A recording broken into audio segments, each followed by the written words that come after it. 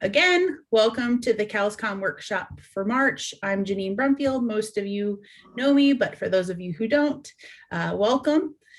And we are hearing from Tim Peeler and David Hunt on AP Style and staying current with AP Style. I'm going to just give a little bit of background on Tim and David before we get going. Tim is a native of Vail, North Carolina, and a 1987 graduate of NC State with a degree in writing and editing. And Tim began his 20-year newspaper career by working at the Technician in 1984. You're really not shying away from these dates, Tim. I'm pretty, proud of you for just laying it all out there. And wrote for several regional newspapers and national magazines. He's covered multiple Final Fours. In fact, he's in Indiana now, Indianapolis, the Olympics, the Masters, the US Open in Pinehurst, and he's won state, regional, and national writing awards for his coverage of various events and issues. In 2004, he returned to NC State to manage the athletics department website, gopack.com, and in 2013, he was hired as a writer and editor for University Communications. He continues to write features and news events about NC State, including recent features on astronaut Christina Koch, commencement appearance, alumni who are prominent in education and business, and all things about the history of NC State. He's currently working on the 100th anniversary of the Wolfpack nickname and the addition of Miss Wolf or Mrs. Wolf as we know her today. He never applied for a writing job without the expectation of having to pass an AP Style and editing test before receiving an offer. And then a little bit about David. David joined University Communications in 2007 after moving to Raleigh.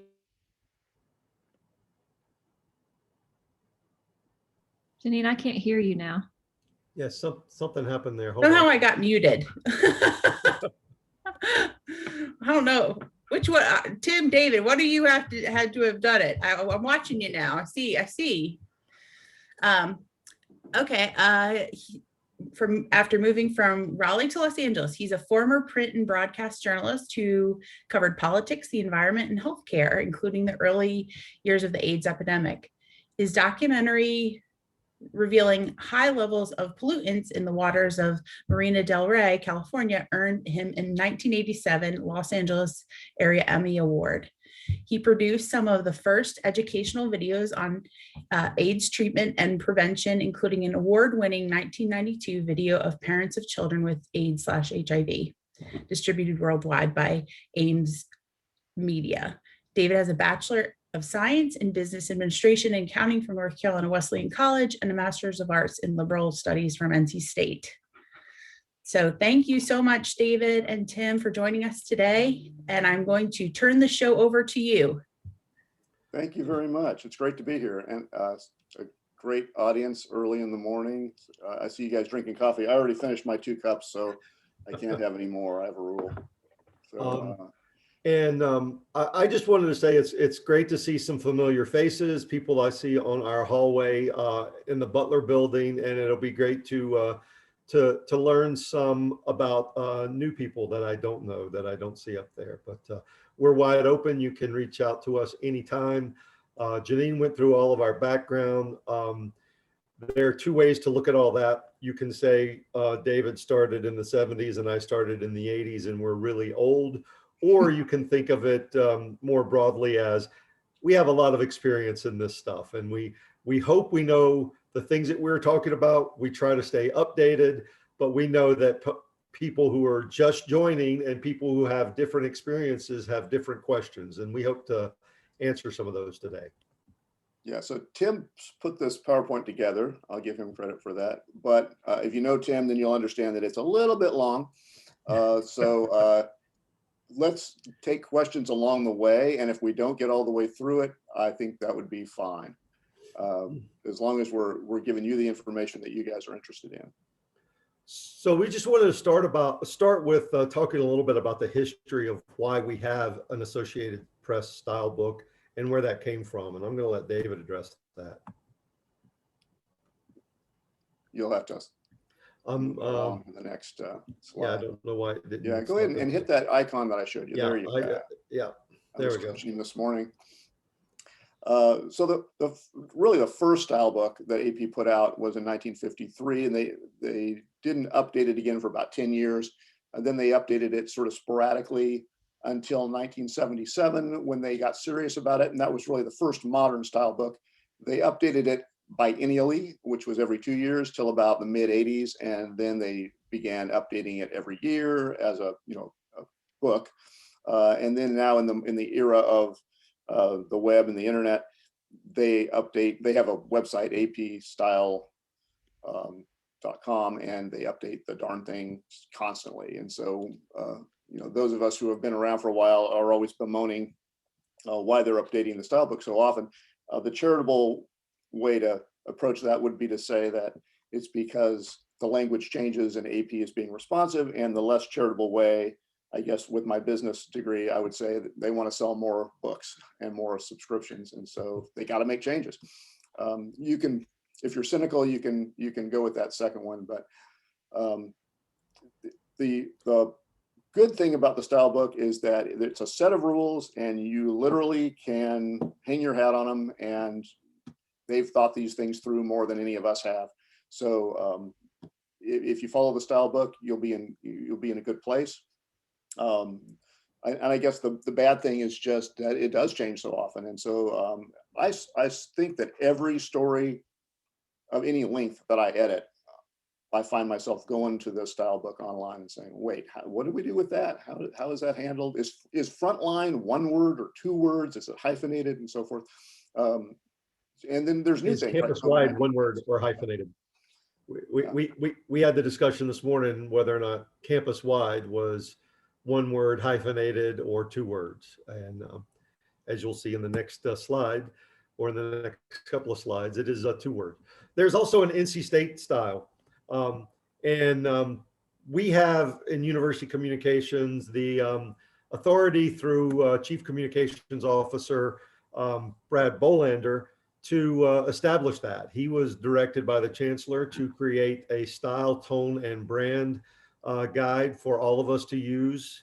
There are some deviations and variations from AP style on that, but it is our model. It is what we look to and what we try to use if there's a question about style that we hadn't considered. Come on. Let's move along. I'm trying. There he goes. Down arrow. There are specific deviations, and you can find that. I believe I sent this out to everyone, or Janine sent it out to everyone beforehand about the NC State specific editorial guidelines. You can find that on the brand site, and you can download and print the highlights of NC State editorial style. Keep it handy. Put it by your computer. I used to say have it on your desk at all times or pinned on your board, but now that everybody's working from a bedroom or a dining room or someplace in their house, it might be a little harder to find, but keep it handy. We update them frequently. In fact, I reached out to our brand people last week for a very significant and important change to the NC State editorial style, and that is on all references, the female mascot that we have at NC State should be referred to as Ms. MS period Wolf, WUF. That is because there had gotten to be some people who kept referring to her as Mrs. Wolf, WOLF. And while it is true that Miss Wolf and Mr. Wolf were married in 1981 at a basketball game, Ms. Wolf was born in the age of women's lib. She has always been liberated. She will always be liberated and fight for feminist causes. So she is Ms. Wolf. Those are the kinds of things we often have to deal with when we talk about campus-wide style. Julie, I see you have a question. Go ahead. Sorry, it wasn't a question. I was just supporting Ms. Wolf in her decision. I'm an MS also. All right, so you understand that some people might not enjoy that kind of reference to Mrs. Wolf, which the technician did a long story a couple of weeks ago and referred to her throughout as Mrs. Wolf, and it just really made my eyeballs go explode. So why is it important for you guys in CALS and Extension in various communications roles to follow this kind of style? It's a mark of professionalism, consistency. And while we are not trained academicians, as most people we are writing about are, it's our job to translate what the dean, what the assistant deans, what a professor you might be working with. It's important to be the buffer to translate what they say to a reader. And our job is to bring those two things together. So when you have conflicts, how do we decide who gets this? Well, I always work with primary sources. And when I work with a primary source, be it a professor, be it a student, be it a business person who has contacts with NC State, I interview them, I gain the information from them, but I also send it back to them and vet it and put it through our style brand. They may have changes that they want or request. I never say, you can do whatever you want to change this and it will go in print. I ask them to vet the information and see if what they told me was properly reflected in what came out in the story. Now, we in university communications are not brand police. We're not editorial police. We're not going to call and demand that you make a change or that you take a story down or all of this. But what we do request is that as members of the NC State community, as staff, as communicators on behalf of the university, you follow these guidelines, because no one is ever going to find a story that maybe has a brand mistake or an editorial mistake and say that somebody writing a tweet from the extension office in Anson County said this. They are going to say NC State did it. And so if we follow basic guidelines, we can make editorial decisions on what we want to share, what we want to promote, and what we want to do with the content that we get from all members of communication staff across campus. If you look at the list, there are probably somewhere between 250 to 300 different people who have communicator roles on NC State's campus. That's a lot of people who could just unilaterally decide they wanted to do something one way that's inconsistent with our brand and editorial guidelines. And then somebody will use that as a resource to say, well, somebody at NC State did it this way. Why don't you all do it that way? We don't get to make unilateral decisions. Every time we do make a change to the editorial guidebook, it goes through a committee. It goes through the individual members of our office. And we do truly consider it. It's not a unilateral thing. David, talk for a while. Well, I guess I would just say it's sort of like wolf time. I don't like wolf time. I don't know that anybody likes wolf time. And when I tell Marie Williams, please change wolf time, she doesn't pay any attention to me. So there's generally accepted accounting principles that we have to follow. OIT has rules about doing the two-factor authentication, which I don't like to do. So at the end of the day, yes, there's things about AP style I would like to change, but rather than have all hundreds or thousands of exceptions, it's easier really just to follow it in most cases. And even if there are things that individually we don't like, just accept that there are things about being in an organization in general that may not be something you're really a fan of.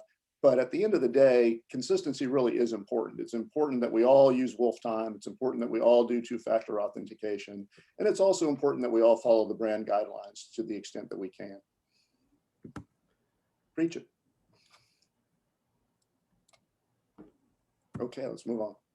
I don't know. It's not advancing the way it should. You have to sometimes click in the There we go. slide and then hit your down. So button. there is a difference between grammar, which are the accepted rules of the language, and style, which can be a little bit more ever changing. I like to think of grammar as a glacier. It moves slowly, and it is constant, but it is there for all of us to use. Style is more of an avalanche. Like, as we've talked, AP changes its style all of the time, and you have to keep up with it. And it is something you should follow. It is something you should know. Those of you who work in Butler can maybe relate to the fact that every now and then I'll explode when reading AP's newest suggestion and rule for style. I still remember the day that they decided that more than and over are interchangeable. I was taught, and it was always a trip up question on the AP style questionnaire and test that I had to take various times throughout my career, that more than denotes a greater number than, not and over denoted a position, as in on top of. So they were not interchangeable. But in recent years, AP made that interchangeable, and I think to me that is not as clear. It takes away some of the clarity of the writing, and I am all for making sure that we write clearly. But they both are important. Knowing proper grammar is obviously important in our job as communicators, but knowing the style is just as important. And grammatical errors and style errors are just as bad and just as irksome as spelling errors and content errors. You just need to be aware of what you're working for and be ready to either defend why you chose to do something or change something that someone points out to you. Yeah, maybe I'll jump in and take this opportunity to answer some questions Sure. that sort of align with this. Someone asked about recent changes that people should be aware of. When you write a number with percent, so you say 50% in a story, you used to spell out percent, PERCENT, and now AP has decided that when you use a number with percent, that you just use the percent sign. So 50 followed by the percent sign with no space between them. That takes some getting used to. I had to fix this PowerPoint because Tim has a slide that says 20% and he spelled out percent. Fewer and less are now the same thing. They didn't used to be. Tim mentioned more than and over are now the same thing. When talking about Black as a race, we now capitalize that. And African American is no longer hyphenated. So when you say the African American Cultural Center, or you say, when you're just talking about African Americans in general, no hyphen. So those are some recent ones you may or may not have heard of. They've updated the section on COVID recently, but I think we write about that so much. I think most people are up to date on that. They've created an entire section on gender neutral language, but some of us have been doing that since the 80s, which is when you're talking about, the chairman of an organization, it's better to say chair than chairman or chairwoman, just to try to bring some of the, bring the gender indicators out of your language. So rather than policeman or fireman, saying police officer and firefighter and things like that. And like I said, I think most of us in academia are probably already attuned to that kind of writing. So those are sort of some of the things that come to mind. If anybody has any other specific questions, just throw them in chat, and I've got AP style open on my computer. I can go in and get the answers. So. One of the things when I was preparing for this presentation that really struck at me was that I have a son who is a freshman in college down at Furman University in Greenville, South Carolina. And he recently, just as I did when I was at NC State, and just as his mom did when she was at Furman, began writing for the school newspaper. And so he calls me every now and then and starts asking me some questions about how to go about writing something effective. They ask him to be a columnist and an opinion writer. So I have to talk to him through some of these things that we're talking about now. And so when I was putting this together, I was remembering some conversations I had with him about how to write and things to do. And I know that some of the questions that you submitted beforehand were about just some basic tips on writing. I can't teach anybody to be a good writer. David can't teach anybody to be a good writer in terms of forming thoughts and ideas, but we can teach you how to make your writing better. Writing is an intuitive thing that you have. Nobody can be trained. So just keep that in mind as you're going, but also know who your audience is. You write for the reader clearly. And I know people will laugh when I say briefly, but you want to try to get your ideas across in a succinct manner. Have a respect for the language and its users. Oftentimes, we want to make decisions based on how we feel people should be uh, referred to or talked about or whatever. But we all are English speakers and communicators in this forum and this way. And we need to respect the long development of grammar, the long development of the English language, and the long development of how we use those things to communicate people. It would be great if everything we wrote was something to advocate for or against or about a particular topic, but that's not our job here. We're here to inform and tell and share what we have learned working for a major research university. Uh, that can be in direct conflict with what some people on campus may want out of language. It may be in direct conflict with what you hear other people say about how we use language, but words are not politics. They should not be used as such. We can get into long and difficult conversations about where a word came from or where something came from. Those are larger conversations than what we have here on campus and how we communicate to our readers. In the end, everything we do is to be able to share a thought and an idea and hopefully something good about NC State, its researchers, its faculty, its students, its alumni, all those things, to be able to share some of those things to our readers. Okay, we've got a question about back to numbers. And there's a little confusion about when you write a number of like a percent, you use the numeral. So 1% would be the numeral 1 followed by percent. 5% would be the numeral 5 followed by percent. In general, when writing about numbers, 5 employees showed up for work on Monday. If it's below 10, so it's 1 through 9, you would spell it out. So you would write FIVE employees. But if it's 10 or more, then you would use the numerals.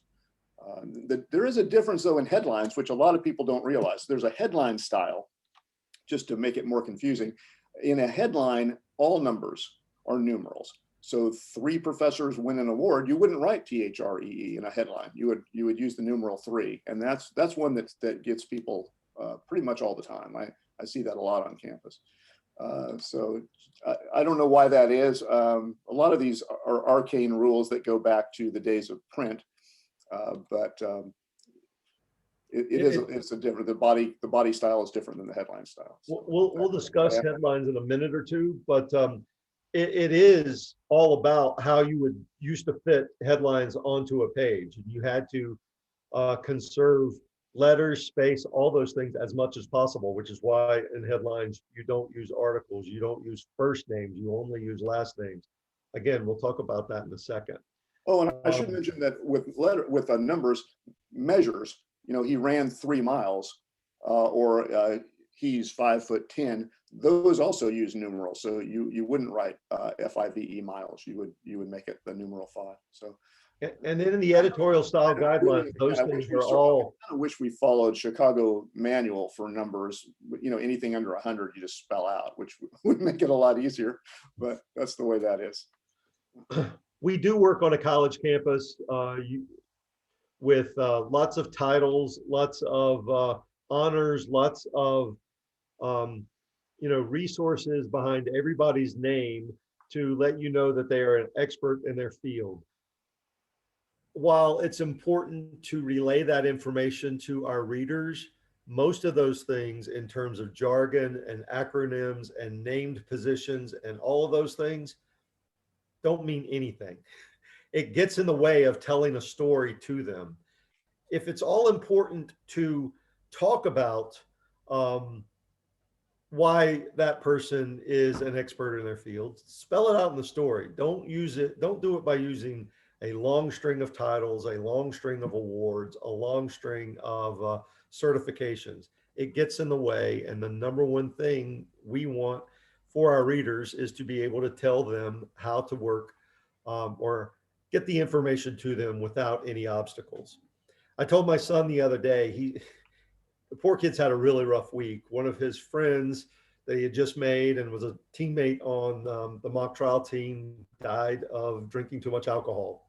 Then he found one of his suite mates in their bathroom having attempted suicide in their suite. And then a couple of days ago, his roommate started showing symptoms of COVID. So all of this has really hit him at one time. And the first thing he wanted to do, just like the first thing I would have wanted to do, would be to write about it. And when you write about something like that, you write emotionally, you write with advocacy, you write in a seething manner sometimes. But one of the things that we have to do as writers and communicators is to write to evoke emotion, to show emotion, but not write emotionally. And that's what I had to tell him in a difficult circumstance, that you don't write with the anger that you may sometimes feel or the joy that you may sometimes feel, but you want to write in a manner that you can bring those emotions out of the people who are consuming what you write. That's a hard thing to do. Yeah, But this it's is something I learned from, I worked with a guy who'd been on UPI reporter for 25 years back in the 90s. And he said, if you get outraged and that outrage is in your story, then that lets the reader off the hook because you've done the work, you're mad about it, and they can go on with their day. If you just present the facts in this sort of dispassionate way, then the reader all of a sudden gets involved with saying, wait a minute, that doesn't make sense to me. That's horrible. And it engages them, and it's sort of counterintuitive. You think, oh, I need to say this was an outrage, in my writing, but show it and let the reader interpret it and get that emotion from what you're telling them. It was really one of the great lessons I learned in my writing career. So there's some other tips, things that we all have done in the past and things that I hope to prevent in some ways in the future. But punctuation is neither style nor grammar. It is something that we use and we understand to help make words, sentences, everything more clear. If you start using punctuation like italics, underlining, all caps, any of those things, it becomes a form of editorialization. It's letting the reader know that you think they should think this is important. Our job is to let the reader decide what's important and what they want to take from whatever we write. We rely on words, not typographical gimmicks, which is what it is when you want to really emphasize something. And I know this makes the search engine optimization people nuts, because they tell you all the time to use these things so it'll be picked up a little easier when people are doing searches. It's not necessary, and it's ineffective communication to be able to do that. I get there's a guy who is a nuclear scientist. He's written all kinds of books and all kinds of missives all over the place, but every page he writes has words that are either underlined or bolded or all capped at all time because he really wants to emphasize those things. Well, it's hard to read any of it because it just makes no sense, because he's telling you everything that he thinks you should do. Your eyes go there. You can't consume what he's really writing. In the end, I just don't write it or read it. It just becomes gobbledygook.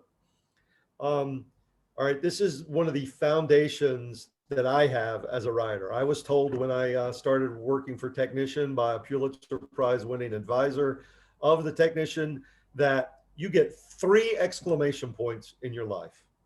That's it. 3. Use them wisely. Not saying you can't use them, but they are another form of editorialization. They tell people when they should be getting excited. I will admit that over the course of 35 years, I've already used up one of my exclamation points. And it was in a speech last year in which I said an expletive in front of the chancellor, and I emphasized it with a exclamation point. I'm not sure if he's forgiven me for that one or not, but that's one. I plan to use the final 2 when I announce my retirement from NC State. So use them however you want, but try to limit them as possible. It gets in the way. It is very coarse and difficult editorialization. And I know that the generation that we are writing to and about right now does not feel that way, because I know people, I work with a lot of millennial students and Y generation students through various organizations that I do. And they text with emojis, and they text with exclamation points. And I actually know a couple of kids who broke up relationships because their partner on the other end didn't use enough exclamation points when they were texting back and forth about what they were going through. Okay, Tim, we got a question about the M dash. Yes. Which we do use. There's a keyboard shortcut. I think it's Shift. Oh God, I shouldn't say it because I'm going to screw it up. But I think it's Shift Option 3 on the Mac. I'm not sure about that. Oh, somebody look that up. But, I always use 2 hyphens and let them merge themselves when I hit return. But that's probably always the wrong way to do it. yeah, and I mean, we kind of I've noticed this. They've become sort of a crutch a lot of people use. We overuse them. You know, sometimes there'll be 10 instances in a 1,000-word story where we've done it, and I admit to overusing them. I do the same thing. I'm a strong believer in relaying important information, but sometimes irrelevant to the story information through parentheticals that I set off with in dashes. So that's my favorite crutch as well. When I want somebody to pay attention to something, I just want to get your opinion on if you think it's overused and kind of trite, and you know what I mean. Yeah, I think it's great to use it. I just noticed that we use it a lot in the news office. I'm not saying that's a bad thing. You know, maybe it's a trend, or maybe it's I don't know if it's a mark of lazy writing or good writing, but it certainly calls out the information. And so that if you really want somebody to take notice of the information, it's probably a good way to do that. Right. I've been a strong supporter of M-dashing since 1984. So I don't think it's a bad way to include pertinent information that may not be the most important information. I think I'm just looking for some solidarity on my crutch. So thank you. I think maybe one of the things I noticed with Tim's writing versus my writing, and I was proofreading one of his stories yesterday about Alyssa Kunayan, the basketball player. I used to write for radio, and you have to write, at some point you run out of breath. So, you know, you have to keep those sentences much shorter. And Tim writes really long sentences. And I noticed that. I think I do that because, having come from radio, often I will, you know, I'll just break it into 2 or 3 sentences and start a sentence with "and," which, you know, you're not really supposed to do by the rules of traditional English. But I do think that nowadays people's attention spans are shorter than they were maybe when I started out in the 70s. And so you do want to be concise and I'm going to go through these next few sentences. I'm going to go through these next few slides pretty quickly because I want to leave a lot of time for questions. But these are some important things. I know this is specifically something that we on an academic campus have to deal with all the time, but we do not use honorifics. We don't use Mr., Ms., except for Miss Wolf, or Miss in stories on second reference about someone. And we don't use doctor for academic titles. I know that in some ways people have decided that is somehow disrespectful. It is not disrespectful. We make the assumption that anybody who's a professor on campus by prerequisite had to earn a PhD at some point in their career. Um, we we fully respect and honor that, but in the end, adding those honorifics in any kind of writing is um, takes away from the clarity of what you're writing. It gets in the way. We don't want to get in the way of what the reader consumes. Yeah, we stopped using doctor in Results magazine back in about 2012 or 13. And we thought maybe, since that's read by a lot of folks across campus, that maybe we'd get a backlash, but we didn't. Certainly made it easier to read, because sometimes you'd have a story. I remember I've done stories where you have 9 PhDs that you're quoting, and it's just doctor, doctor, doctor, doctor. And it's just, it's exhausting for the reader after a certain point. So this is AP style. AP style says that if you are a doctor of medicine, if you have an MD, a DO, doctor of osteopathy, if you are a veterinarian, so the folks in CVM, or if you are a dentist, a medical doctor, then it is acceptable to use doctor on second reference. Although nowadays most newspapers don't. Most media outlets don't use doctor on second reference. The best reason to not use honorifics comes from the New York Times and the News and Observer, where in 1984 they were writing about the collapse of the pop singer Meatloaf, whose name is 2 separate words, Meatloaf. He collapsed on stage. They wrote a news story about it, and because their style was to use honorifics on second reference, during that story at all times, they referred to him as Mr. Loaf, and received so much. It's one of the points where you always hear about of why you shouldn't use honorifics. It just gets in the way and makes it harder to empathize with what the poor man was going through if all you could think of was him being Mr. Loaf. Let's see. Finding a story is the hard part. Finding and interviewing the right people, knowing the resources you have, being an expert in that field, those are all important things. And writing, the communication is only about 20% of the writing that you do on the end product.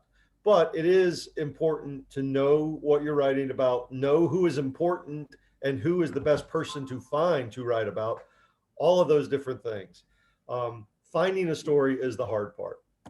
Yeah, and story selection is, I think, really overlooked by most editorial folks that have editorial positions. A lot of times we're just asked by various people to write stories. Someone wins an award or retires and that sort of thing. And sometimes those work out, and sometimes those are just the folks just don't have much of a story to tell. And that's where it can be really challenging. I wrote a story about Paul Conrad, who was a Pulitzer Prize winning editorial cartoonist, was on Nixon's enemies list. And I mean, there is no way you couldn't write a great story about this guy. And, I went and watched him give a speech. That's easy. When you're interviewing somebody world famous or somebody who's controversial or somebody that's got, a great story to tell, that's easy. It's really hard to tell stories about people who, maybe just don't, there's just not much there. You can interview them and you're searching around trying to find something to hang your hat on. And that can be a struggle. And that's one of the things we have to do in corporate communications that you wouldn't necessarily have to do in journalism. In journalism, you'll know if it's a story, and if it's not, you're not going to write about it. So, yeah, all the time we are told this is a story, write it, without it actually having anything of interest to be able to tell the reader. Which is why in these next tips that I have here, get to know your subject a little bit on a personal level. Don't text them or email them or leave a phone message about what you want to know about. That's a good starting place, but that's not where you should get your material for what you're going to write. Practice good interviewing. Sometimes that's just in conversation. Figuring out how to get to know someone and get the nugget that you might need. Always be curious. I think curiosity is one of the things that we've lost in the world of social media, because we're inundated with so much information that we don't often go out and seek more information about things. And then, especially in today's world where you can't even trust pictures anymore, there's so many manipulated photos and manipulated things. You always have to be extremely curious. Last night, I found out a great story about a women's golfer at NC State who made 2 holes in one round. It's something that is less likely to happen than any member or any citizen in the United States to become president of the United States. It's a hugely rare thing, but there was a little bit of a problem. It was not technically 2 holes in ones. And I didn't know that until I called her and her coach up to find out about it, because I was going to make a big deal about this story. And now I'm not going to make as big a deal about it because I was a little bit more curious about what happened. So you got to have a little bit of mistrust. We need to clarify the doctor conversation. So we don't use doctor ever. We don't. We said second reference, but that's just a shorthand. The second time you reference, or the subsequent time you reference somebody, but we should have said you don't use doctor on any reference unless it's a medical doctor. And so what we do, doctor doesn't really tell me anything. Is he an expert in soil science? Is he an expert in biological sciences? Tell me what this person's expertise is, and that will help me understand why he or she is being quoted in the story. If the doctorate is important to the story, then simply mention that. Dr. Smith earned did groundbreaking work in the field of genetics while earning a doctorate at UC Berkeley, something like that. So that gives them that adds to the credibility of the speaker. If it's really critical to the story, you can do that. But we don't just identify people with the doctor title in an article on the website. If it's important to the story, say it in the story. He earned his PhD in macroeconomics from Cal Berkeley in 1987. Yeah, I identify most folks as professor, a professor of biology, or a professor of whatever it is they're a professor of a lot of times.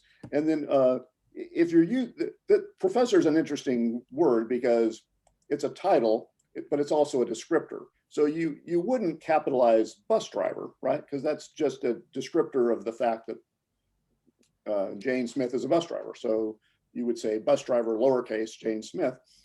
If you're identifying somebody by their actual title, so associate professor of biology or just associate professor, then you would capitalize it.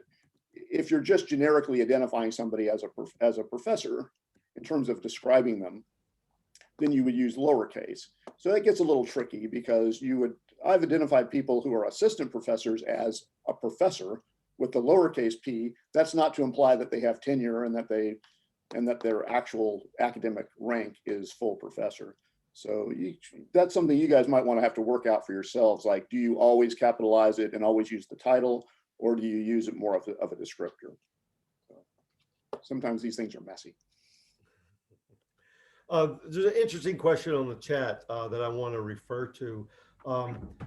Sometimes, especially in a feature story, we get the tendency to refer to, especially students, by their first name on a second reference. That is not generally what you would want to do. You would want to refer to anybody on second reference by last name only, no honorifics, none of those other things, unless there's some confusion with multiple people in the story with that same last name. Then you would use their first and last name on second reference, but never just their first name. Especially, it's a little disrespectful to students now to sort of infantilize them as younger people, or it's also a little bit sexist if you're writing about a woman and you refer to her on second reference by her first name. The style and the rule is to refer to them by their last name only. In the form of students, they are all adults now. Once they get on campus, on almost all cases, they're older than 18. So treat them the same way you would as any other adult. Treat women in what you write the same way you would treat men. those can be, to me, those are a little bit more egregious errors than anything else that we do. Yeah, this came up with, I was consulting with Office of Research on this new electronic research administration project, and they have an internal blog that goes out to just people who subscribe to it, who want to know more about this project. And they wanted to use first names of the people on second reference for people they were writing about, because they made it felt more like a family sort of feeling to the stories. And I said, you don't really want to do that, because trust me, at one point or another, you're going to be confronted with the fact that you have to identify Warwick, Warwick Arden as by his first name, or Randy, and you're not going to want to do that. So it's going to be Chancellor Woodson followed by, Joan and Jean and Paul, and it's going to be weird, right? And so they told me I was crazy and went on and started using first names only on second reference. And then about 3 weeks into that, I got an email saying, oh yeah, we had a problem with it. We were having to identify the vice chancellor by his first name, and that just looked odd to us. So we decided to go back and fix it all.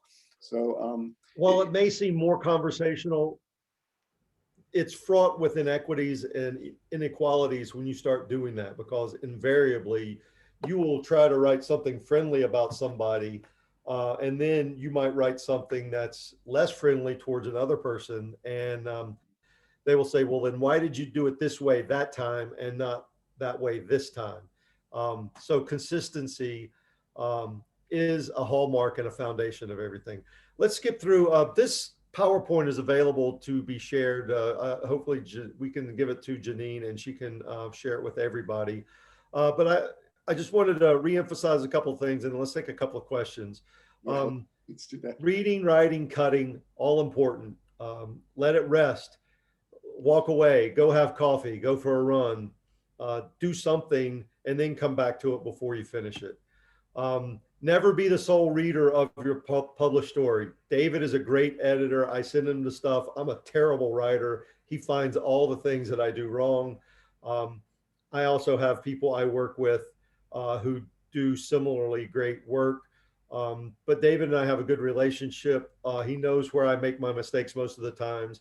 If you are in a situation where you have to read it by yourself, there are a couple of different things you can do to do it. Read it backwards from the bottom of the story all the way up. That way you can catch some style errors and grammar errors. And then read it out loud, because in that way you can find where the awkward phrases are. And when you maybe drop a word, I write 1,000-word stories that should be 1,050-word stories, because I dropped a word that I know that's there in my head, but is not actually on the page. And David, when he sees those, and the other writers, they can they know what I'm trying to say, but when you're writing it, you don't often, you skip over the words or skip over the things that aren't there, because you know what you're trying to do. So read it out loud, and that will help catch some of those errors. I'll try to do that more Let's take often. some questions, since we've got about 10 minutes left, and Okay, let's go straight to our it. answers are probably going to be longer than the 10 minutes. All right, let's go ahead. So I guess at this point, you don't have to actually put them in chat. You can just, Yeah, just raise your hand and we'll identify and unmute you. what crazy AP thing do you really not understand or not like? One thing I hate about AP is one of the changes they made was to spell out all the states when you're referring to a location. You have to write Providence, Rhode Island every time, instead of there are no abbreviations anymore. I know one of the questions was, how do you handle captions? The editorial brand covers captions, headlines, the body text, social media posts. You should follow the brand guidelines in all of those. If you're writing a memo to your staff, you're not expected to follow AP style. It's not for office. It's not for office communications. So if you're doing a report or even a PowerPoint that you're going to be presenting in house, I mean, it's not required.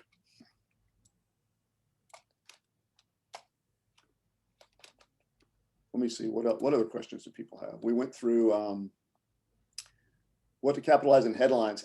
This is really confusing. I wish we would change this one way or another, but so in headlines, prepositions under 4 letters should not be capitalized. So for, the, 3-letter words, any 4-letter word should be, or larger, should be capitalized. From and with, people never capitalize from or with in headlines, and they should be capitalized because they're 4 letters. Yeah. And And all of our headlines for stories that we write are up style. That means the first letter of every word in the headline is capitalized. Unless I forgot to say that. So if we write quick brown fox jumps over the lazy dog in a headline, you wouldn't normally put the anyway, but the would not be capitalized, but fox would be, because fox isn't a preposition, fox is a noun, right? So and then I already mentioned that numerals are always numbers. We talked about captions, we talked about titles. We talked about recent changes, tips to improve your writing. I'm kind of with Tim on this. I sort of read out loud as I'm writing. I'll write a paragraph and I'll go back and read it. I like to have a really conversational style, which is a big change from when I started writing, when it was sort of the 5 W's or whatever, you sort of did those who, what, why, when, where leads that were really kind of boring. And you don't see those leads even in news stories much anymore. Most people try to find some sort of featurey angle and conversational tone. I'm a little different than Tim, and I don't do a lot of revisions. When I learned to write, and for the first, say, 15 years of my career, I typed on a manual typewriter on a piece of paper. And so I learned to think very carefully and to write, sequentially, and not, because you couldn't go back like you can with the word processor and make changes very easily. And you were going to hand it off to a typesetter, and you didn't really want to literally cut and paste it too much, because it would just be hard for that person. So I write slower than Tim, but I don't do a lot of heavy revisions. I sort of figure it out. I do an outline, so I know what I'm going to talk about in what order, and then I write it through one time. And I like that process. Works for me. Other people have different ways of doing it. Some people like to just get it all down in any form and then go back and make it sound pretty. And I respect that too. It's basically whatever works for you, works for you. Yeah, a lot of people try to write linearly, which means they start at the top and write all the way down to the bottom. I find sometimes it's best just to get into a story, start in the middle, figure out all the things you want to include, and then you can move them up and down. Sometimes I start at the end and write up. It's not easy to do it that way, but sometimes you just need to be able to get started. And that's a good way to do that. Yeah, like I'll go through, I record my interviews now, which I didn't used to do, but then I can generate a transcript. I go through the transcript. I'm looking for what I call sound bites, right? That's from radio. You're just looking for those interesting quotes. So if you can take what somebody says and run it without quote marks, then it's not really a soundbite, right? It's like, if you wouldn't put in quotes, our store is open from 9 to 5. You don't need to put quote marks on that. But something like, our store is the most incredible store. We allow people to shoplift if they want. Boy, I would put that in quotes. That's an interesting, like, where's that going? So I go through my looking for those kind of cool quotes, and I just highlight the ones that I definitely think are usable for the story.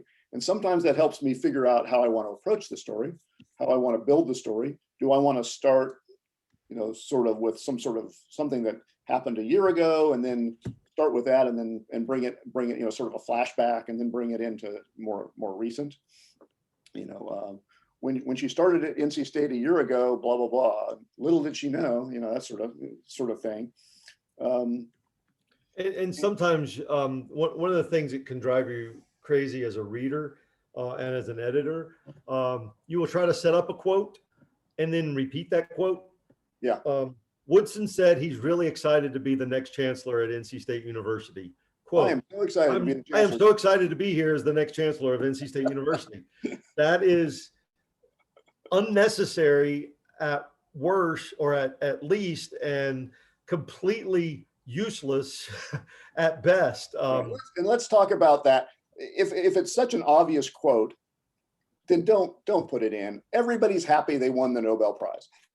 You don't need that quote. Like, find something else that you can put in quote marks for that person. But just to say, yeah, I'm glad, I'm so delighted I got hired at NC State. I see that constantly.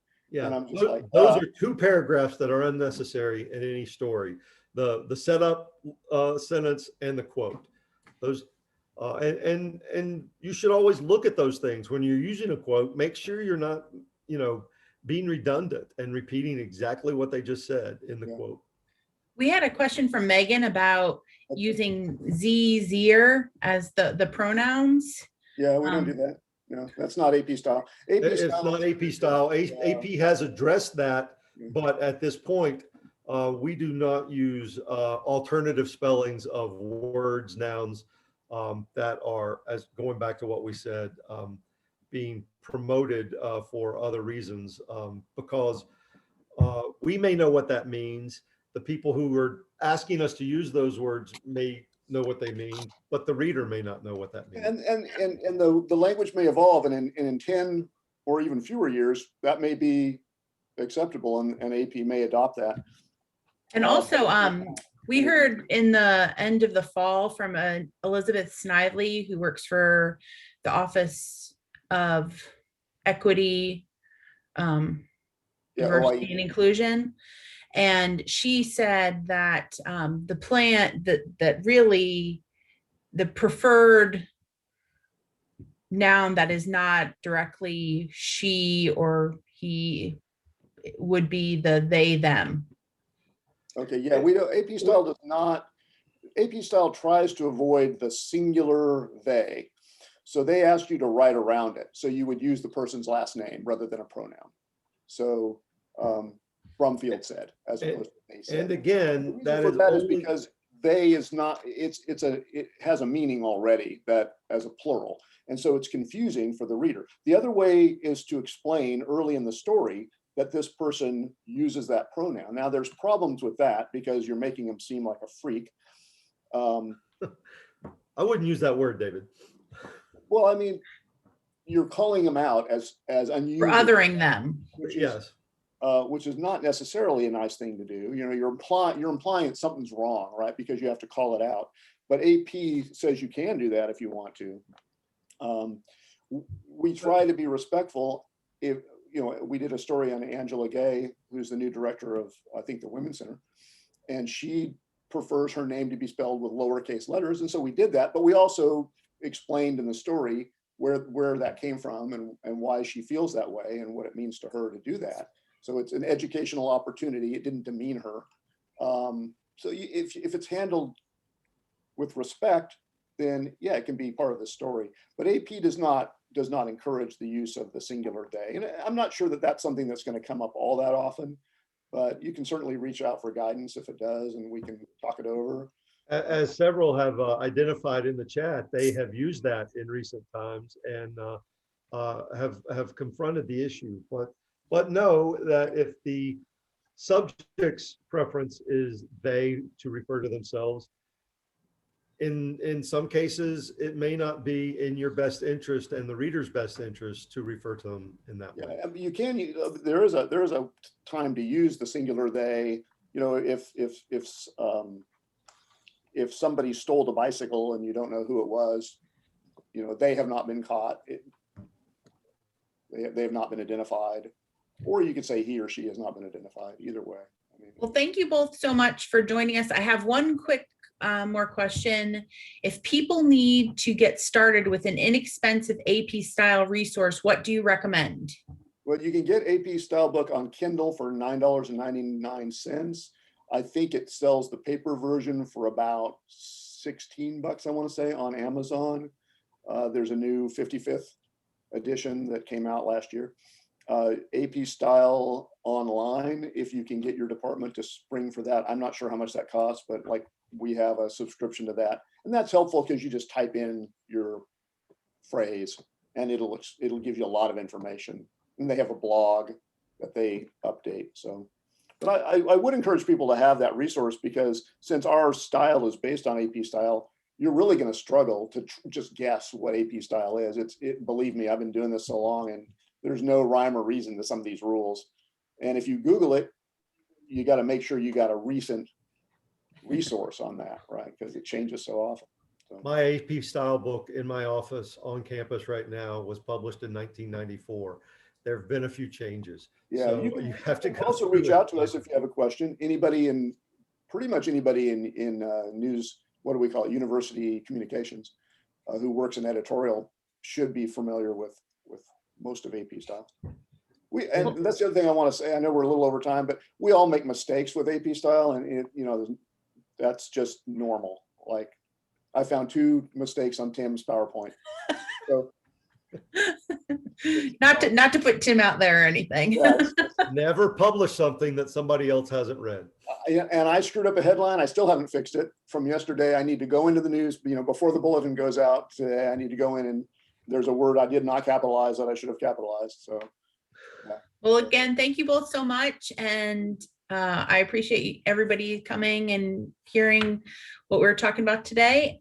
Next month, we're going to be hearing from Dee Shore on April 8th, Thursday at 10 a.m.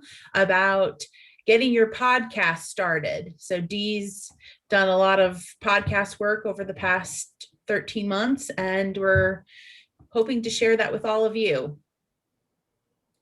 Also, I'll be sending out the recording of this session, along with the presentation and a feedback survey.